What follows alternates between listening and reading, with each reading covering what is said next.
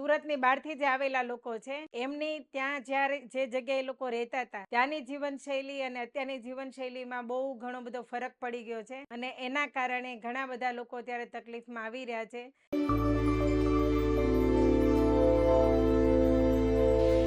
તો અહીંયા સુરતના લોકોને રાત્રે 12 વાગ્યા પછી દિવસ ઉગે છે અને સવારે 6 વાગ્યા પછી સાંજ પડે છે.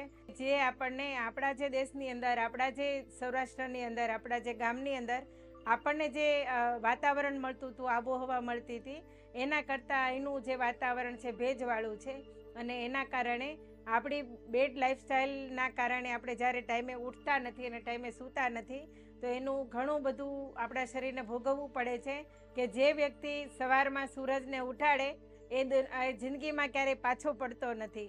જ્યારે અરુણોદય થાય છે એ સમયમાં વાતાવરણમાં જે પ્રદૂષણ ફેલાતું હોય છે એકદમ નહીવત હોય છે, ઓછું હોય છે, કેમ કે વાહનોની અવરજવર ઓછી હોય છે.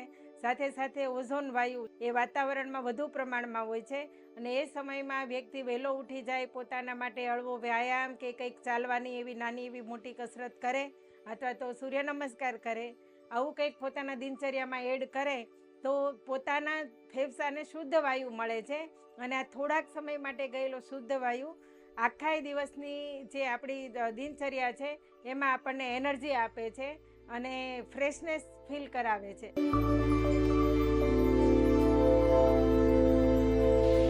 બીજી વાત કે આપણે ઘણા બધા લોકોને, સુરતવાસીઓને રાત્રે મોડે સુધી જાગવાની ટેવ અને મોડેથી ભોજન લેવાની ટેવના કારણે સવારમાં જેવી જોઈએ તેવી ભૂખ લાગતી નથી. તો જે વ્યક્તિને અતિશય ભૂખ લાગે એ લોકોએ જ સવારમાં વહેલું જમવું જોઈએ અથવા તો જેમને જેટલી ભૂખ લાગી છે એ પ્રમાણે જમવું જોઈએ. વગર ભૂખે જમવાથી પણ અપચાનું તકલીફ આવે છે, મંદાગ્નિ થાય છે.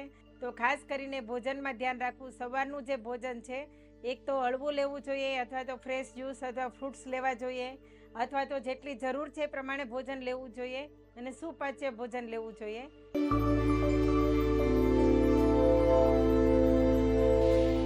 સુરતવાસીઓ જે જગ્યા પર રહે છે એનાથી ઘણા બધા દૂર જઈ અને પોતાનું વર્ક કરતા હોય છે, જેના કારણે સવારથી વહેલું બનાવેલું ટિફિન સાથે લઈને જાય છે. આયુર્વેદના નિયમ પ્રમાણે ગણીએ તો 3.5 કલાકમાં ભોજન વાસી થઈ જાય છે, જેના કારણે બપોરે પણ દરેક વ્યક્તિ જમીને આરામ કરી શકતો નથી, ડાયરેક્ટ કામ કરવા બેસી જતો હોય છે.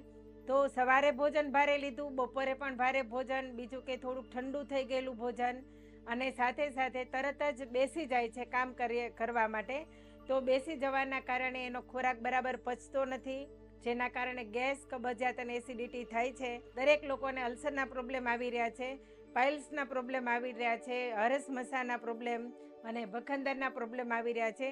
આ એક જ હેબિટના કારણે કે બપોરે હેવી ભોજન જમે છે અને બિલકુલ એને પચાવવામાં કોઈ એક્ટિવિટી હોતી નથી, સીધા જ પોતાના કામ ઉપર બેસી જાય છે. સવારે જ્યારે તમે જમી લીધું છે તો બપોરનું ભોજન તમારી જરૂરિયાત પ્રમાણે અને ખાસ કરીને કઠોળનું પ્રમાણ વધારે, સ્પ્રાઉટનું પ્રમાણ વધારે અથવા તો લીલા શાકભાજી અને સલાડનું પ્રમાણ વધારે, વાલ, વટાણા, ગુવાર, ભીંડો, કેળા અને બટાકા આવા શાક એવોઇડ કરવા જોઈએ અને ખાસ કરીને વેલાવાળા શાકભાજી ખાવા જોઈએ. અને વેલાવાળા શાકભાજી તુરિયા, ગલકા, ટિંડોરા અને દૂધી, પરવળ, ગલકા આવા બધા જે શાકભાજી આવે છે જે રેસાવાળા છે, પચવામાં પણ હળવા છે અને સ્વાસ્થ્ય માટે પણ સારા છે. અને સૌથી મોટી ભૂલ કરીએ છીએ કે દરેક બહેનો ટિફિનમાં ફરસાણ પણ નાખે છે, ખાસ કરીને ચેવડો હોય છે, ફાફડા હોય છે, એવું કંઈક નાનું મોટું ફરસાણ ભેગું નાખે છે કે તમારા ભાઈ ટિફિન લઈને જાય તો બિચારા ભૂખ્યા રહે તો મારે આ બધું ધ્યાન રાખવું જોઈએ.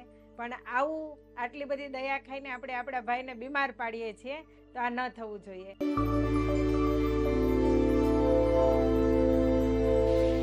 ત્યાર પછી સાંજના ભોજનમાં પણ મોડે સુધી કામ કરે અને સાંજે 9 વાગ્યા આજુબાજુ પોતાના ઘરે આવે છે. બીજું કે હેવી ફૂડ જે ભજીયા, પકોડા અને સમોસા આવી બધી વસ્તુ બને છે, બધું જ સાંજે બને છે.